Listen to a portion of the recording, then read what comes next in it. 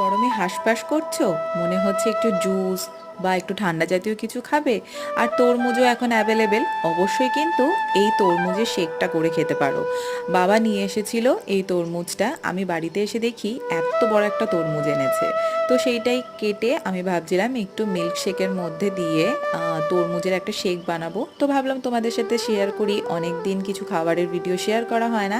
তো দেখতেই পেলে তরমুজটা কিন্তু বেশ লাল ছিল, আর সাথে কিন্তু খুব মিষ্টিও ছিল। তো আমি ছোট ছোট করে কেটে নিয়েছি, তার ভিতরে আমি কিন্তু দুধ দিয়ে দিলাম। কাঁচা দুধ দেবে না, দুধটা অবশ্যই জাল দিয়ে দেবে। তার ভিতরে দিয়ে দিলাম চিনি। তারপর আর কিছুই না, মিক্সিতে ভালো করে গুঁড়িয়ে নেবে। আর যদি দুই একটা টুকরো থাকে তাতেও কোনো অসুবিধা নেই, তার কারণ আমি এক্সট্রাভাবেও ছোট ছোট করে কাট করে দিয়েছিলাম। আর টেস্টের জন্য দিয়েছিলাম হলো উপর থেকে মালাই কেশার যে আইসক্রিমটা সেটা। তারপরে গার্নিশিংয়ের জন্য অল্প একটু তরমুজ দিয়ে গার্নিশ করে ঠান্ডা ঠান্ডা সার্ভ করো, জাস্ট জমে যাবে।